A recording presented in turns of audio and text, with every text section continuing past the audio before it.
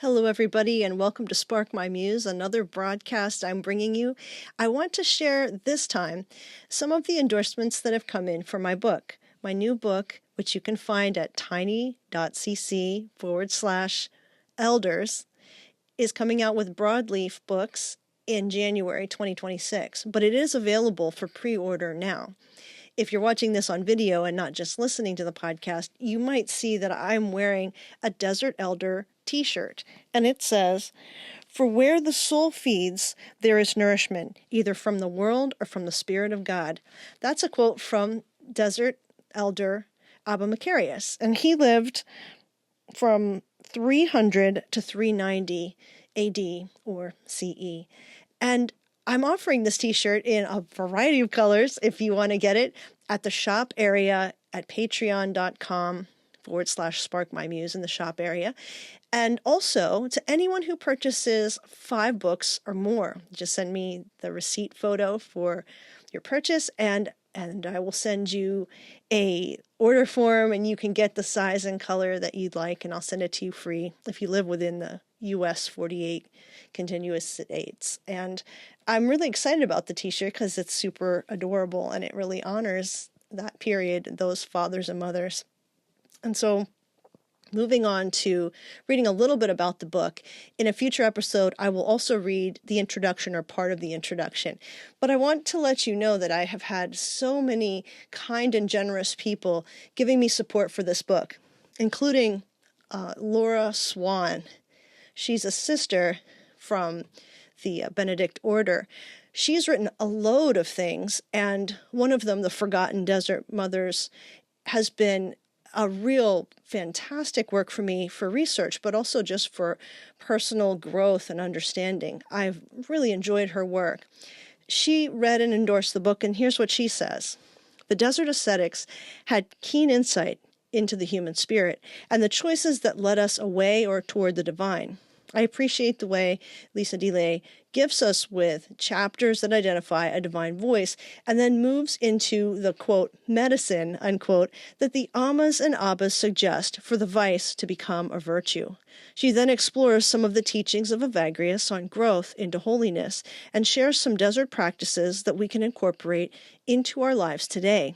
I love the earthy humor she brings to these ancient texts, gently weaving in relevance to our lives today. This is a great resource for spiritual formation." I'm just so thankful for such a kind and gracious endorsement from somebody I completely admire and feel honored to be living at the same time as Sister Swan.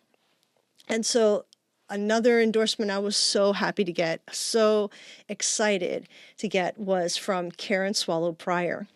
She's the author of On Reading Well and Finding the Good Life in Great Books. And she also has another book coming out on calling. Just a prolific writer, fantastic, speaks about vice and virtue as well. And I thought there was a nice crossover there for my book. So she wrote in her endorsement, "A good part of our modern malaise owes to our forgetting the great wisdom to be gained from the faithful who came before us. What is most compelling about the Desert Elders is not their saintliness, but rather that their virtue was so often hard-won, as is our own.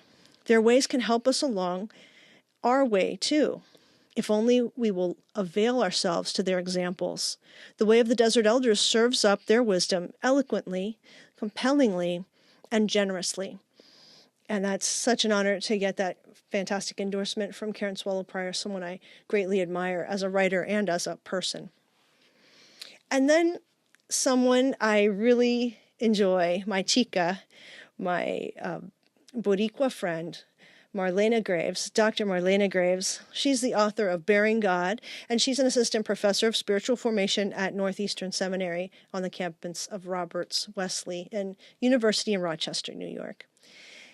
And she wrote about the book, "The Way of the Desert Elders is a treasure trove of wisdom. Lisa Colon DeLay expertly introduces and translates the timeless wisdom of the desert Ammas and Abbas for the present moment. Though I'm familiar with the elders, I was continually stunned by the depth of her insights and applications, a depth rarely seen. If you seek to become more like Christ, read this book carefully and apply what you learn. Cologne de Lay and the elders serve as trustworthy guides and are among a great cloud of witnesses. Then be sure to let others know about this book. It's worth much more than its weight in gold. Moreover, the wisdom within it is priceless. It's true. The wisdom within my book is priceless. It's from the desert Ammas and Abbas who've gone long before us. I am not a wise person, but I rely heavily on the guidance of my spiritual forebears to guide me into Christ-likeness. And it is a daily journey I hope to do. And it's a daily journey I think we all endeavor to do who try to follow Christ. So their example is fantastic. I completely, chef's kiss. Thank you, Marlena. What a sweet friend. And Brian Zahnd, the author of The Wood Between the Worlds, A Poetic Theology of the Cross, and many other books, including Sinners in the Hands of a Loving God. Real transformative book for me and other people in the circles that I am in locally on the church level. The Way of the Desert Elders, says Brian Zahnd, is a fascinating exploration of a rigorous Christianity that flourished in the early centuries of the faith. In an era when the practice of Western Christianity is often lax and uninspired, Lisa Cologne de Lay brings us spiritual wisdom from our desert mothers and fathers, a hard-won wisdom that has the potential to revitalize contemporary Christianity. Really kind review by Brian Zahnd. So appreciate him. Oh my goodness. And Christine Valters Paintner, a celebrated author of more than 20 books, a recent guest on my podcast, and just a delight. Her books have just changed my heart and accompanied me, and she gave a fantastic endorsement that I'm so proud and honored to have. She writes, "The Desert Mothers and Fathers offer spiritual wisdom that every contemplative should read and ponder." Lisa Cologne de Lay offers us a lively and thoughtful guide to several of these ancient mystics through the lens of the 7 deadly sins. Lisa invites the reader to identify these universal human patterns within ourselves. She then offers rich practices that are anecdotes to open the door to genuine transformation, highly recommended for serious spiritual seekers. And I'm very grateful for that. What Christine alludes to is that a casual follower of Christ, a tiny person interested in just cultural Christianity and politics and thinking the right things, and they're not really interested in digging deeply into what it means to transform into Christ-likeness, might not be a good book for them. And she says serious spiritual seekers. And I think that's really interesting take on the book. Perhaps it is less for people than I thought. It might not be good for you if you only casually seek Christ. I do think, however, pushing back a little on Christine's assessment, is that because this is a historical book in the sense that it speaks about historical figures, if you have an interest in church history, if you have an interest in early Christianity, and some of these forgotten people, especially the spiritual mothers, who've been more or less erased intentionally or unintentionally throughout our history, I think that you can still get quite a lot out of the book and learning the 7 deadly sins, which are actually the 9 afflicting thoughts Evagrius talked about, as he was the first person to really speak about this. And then that list of the 7 deadlies came along later with Pope Gregory. And so I think this is actually, it can be an accessible book.